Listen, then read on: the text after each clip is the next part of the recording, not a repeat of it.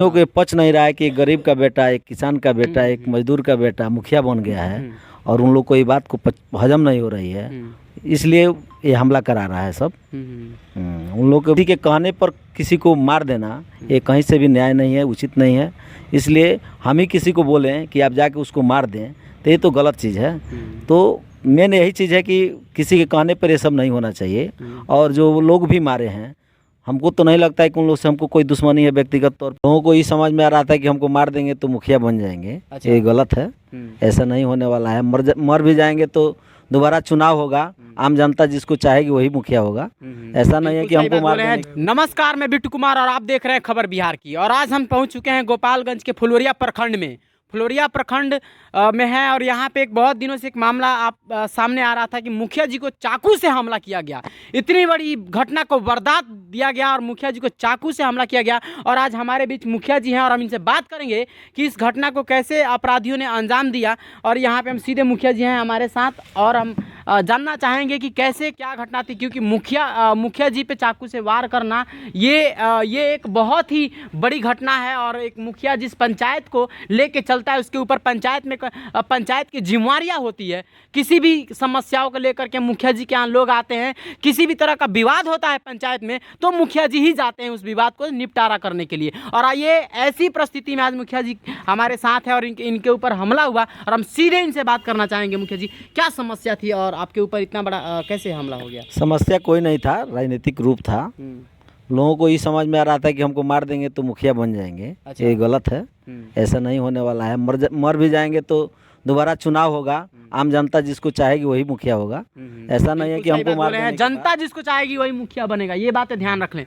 हाँ बताइए। ऐसा नहीं है कि हमको मार देने से दूसरा कोई मुखिया हो जाएगा। ये टोटल मुखिया का चुनाव के लिए चुनावी रंजिश है, जिसको साजिश के तहत इस तरह का किया गया है, चाकू से हमला किया गया है। मुखिया जी, ये जो आपके ऊपर हमला हुआ है ये काफ़ी दुखनीय घटना है। क्या ऐसे क्या कहना चाहेंगे? ये तो पूरा बिहार जानता है कि दुखनीय घटना है। अब तो इस पे क्या टीका टिप्पणी करना है।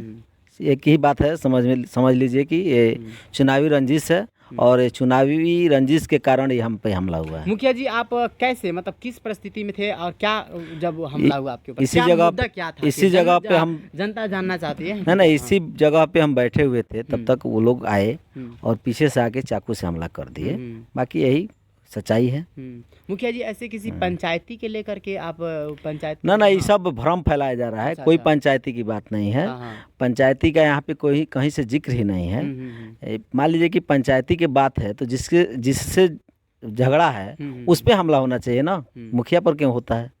पंचायती का तो कोई मतलब है नहीं। हम किसी भी पंचायत में नहीं गए थे, हम अपने दरवाजे पे बैठे थे। ये सब गलत बात है, जो भी भ्रम फैला रहा है सब चुनावी रंजिश कोई इधर उधर मोड़ तोड़ के पेश कर रहा है। ये सब यानी ये चुनावी का जो जीत का जो जश्न है उसी के लेकर के ये लोगों ने हमला कर दिया। मेरे विपक्षियों के पच नहीं रहा है कि एक गरीब का बेटा, एक किसान का बेटा, एक मजदूर का बेटा मुखिया बन गया है और उन लोग को ये बात को हजम नहीं हो रही है, इसलिए ये हमला करा रहा है सब। उन लोग के माने हमला का मुख्य कारण है कि हम मुखिया में जीते हैं, यही बस, दूसरा कुछ है नहीं। मुखिया जी, अभी आपको प्रशासन की तरफ से क्या आपको सुविधा वगैरह? नहीं, प्रशासन की तरफ से तो एसपी साहब, डीएसपी साहब और थानादार के माध्यम से हमको सुरक्षा का व्यवस्था किया गया है। लेकिन सुरक्षा है, कोई दिक्कत नहीं है, बहुत अच्छे से प्रशासन इसमें लगे हुए हैं। 3 अपराधी को जेल भी भेज चुके हैं लोग और उन लोग का सहयोग सराहनीय है। अच्छा, यानी प्रशासन की तरफ से अच्छा फीडबैक मिल रहा है। प्रशासन की तरफ से फीडबैक अच्छा है। मुखिया जी, ऐसे अपराधियों को क्या संदेश देना चाहेंगे? चैनल खबर बिहार के माध्यम से क्या संदेश सबसे पहले तो उन अपराधियों को हम ये संदेश देना चाहते हैं कि किसी का मोहरा नहीं बने। अपने बुद्धि विवेक, उनको भी भगवान बुद्धि विवेक दिए हैं, अपने हिसाब से वो लोग भी सोचें कि किसी के कहने पर किसी को मार देना ये कहीं से भी न्याय नहीं है, उचित नहीं है। इसलिए हम ही किसी को बोलें कि आप जाके उसको मार दें तो ये तो गलत चीज़ है। तो मेन यही चीज़ है कि किसी के कहने पर ये सब नहीं होना चाहिए। और जो लोग भी मारे हैं, हमको तो नहीं लगता है कि उन लोग से हमको कोई दुश्मनी है व्यक्तिगत तौर पे पहले से। पहले से कोई नहीं है? कोई नहीं है। एक साथ उठना बैठना पहले था।